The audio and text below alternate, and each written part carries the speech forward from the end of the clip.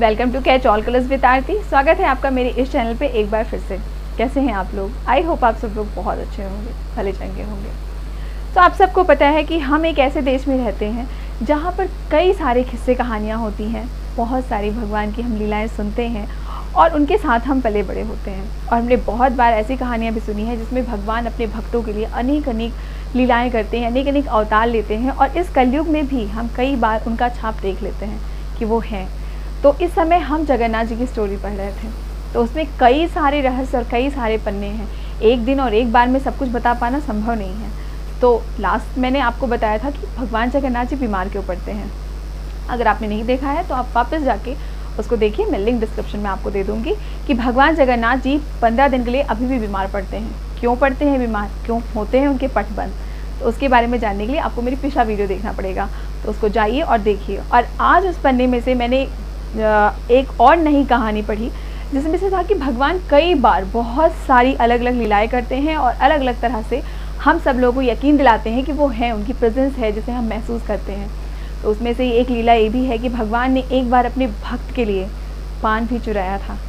तो चलिए आइए जानते हैं कि क्या है ये पूरी कहानी और जगन्नाथ जी ने को क्या ज़रूरत पड़ गई कि वो पान चुराने चले गए। तो चलिए जानते हैं इस कहानी को मेरे साथ। तो चलिए आप जानते हैं कि भगवान ने क्यों चुराया था पान। पर उससे पहले मैं आपको ये बता दूं कि भगवान जगन्नाथ जी का जो मंदिर है वो उड़ीसा प्रांत के पुरी में स्थित है।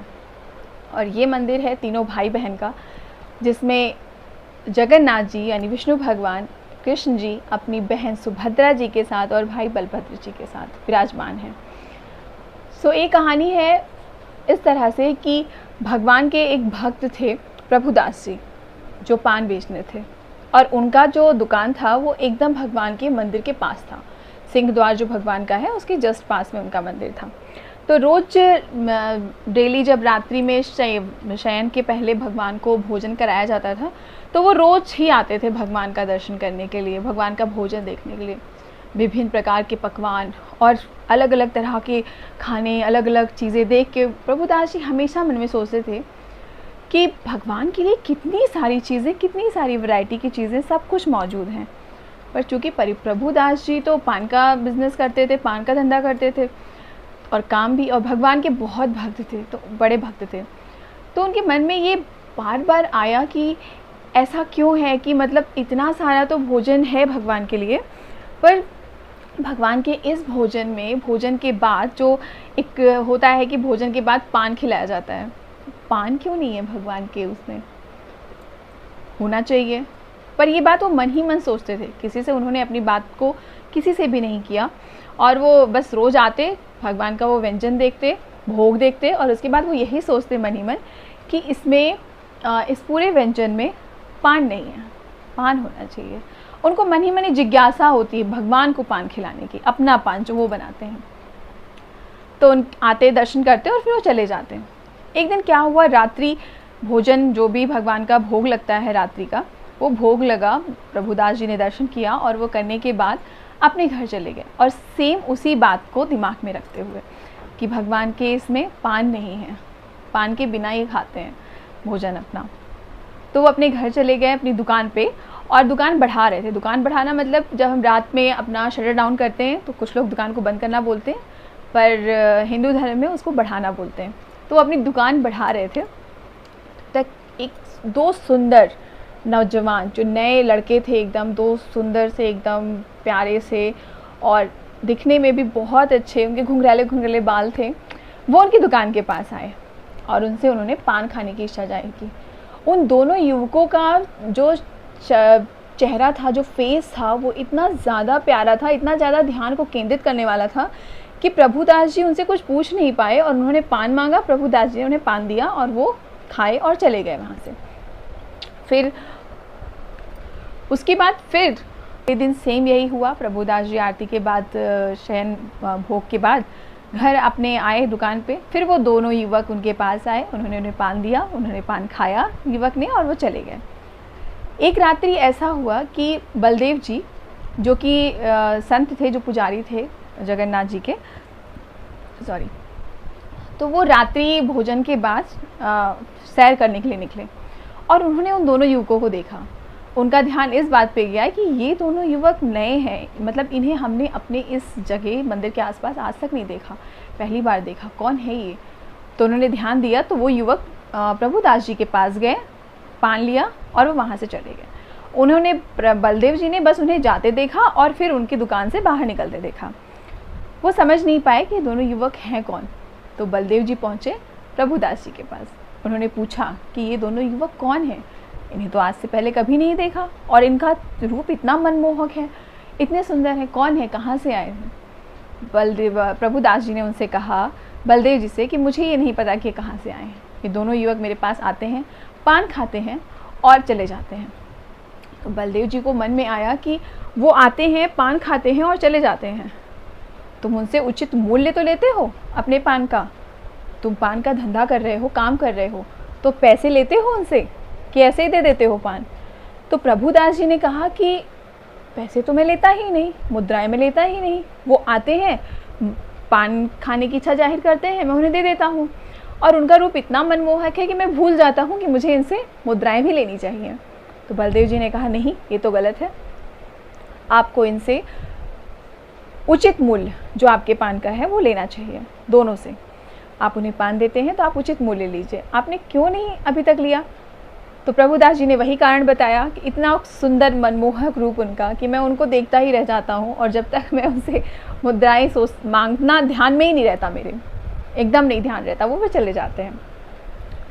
तो फिर बलदेव जी ने कहा, नहीं, ऐसे नहीं चलेगा, इस बार आते हैं तो आप उनसे उचित मूल्य मांगिए अपने पान का और उचित मूल्य उनसे लीजिए, और अगर वो नहीं दे सकते हैं तो जो भी चादर, जो अंग वस्त्र उन्होंने धारण किया है, श्वेत कलर का वो धारण करते थे, वो उनसे ले लीजिए आप, और कहिए तभी दूंगा जब तुम उचित मूल्य इसका दे दोगे मेरे पान का।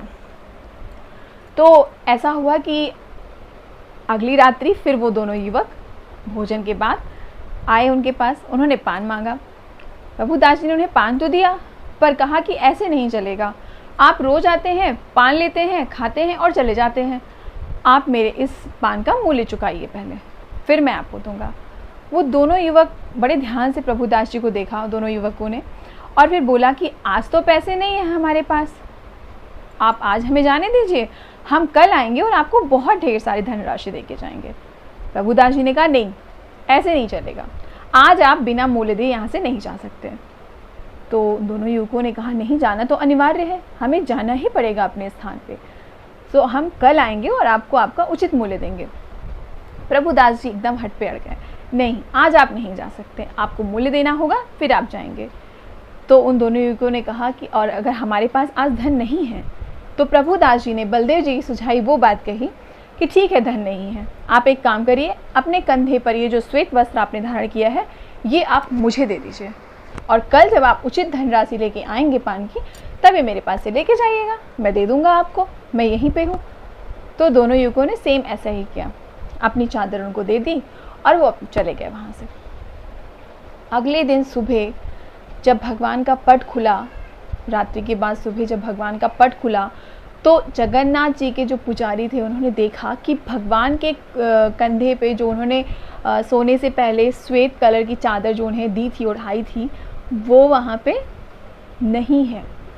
अब पूरे मंदिर के प्रांगण में एक शोर सा मच गया कि वो चादर कहीं कहाँ, भगवान की चादर चोरी हो गई, भगवान की चादर किसी ने ले ली। तो ये बात पहुँची राजा के पास। अब मंदिर में जितने भी जो भी सेवक रहते हैं वो सारे कहीं ना कहीं भगवान के भक्त होते हैं, बहुत बड़े भक्त। तो राजा के पास बात पहुंची, राजा ने कहा कि सबकी हम तलाशी लेंगे और तब पता चलेगा कि किसके पास वो चादर है। भगवान जगन्नाथ जी को ये बात सही नहीं लगी।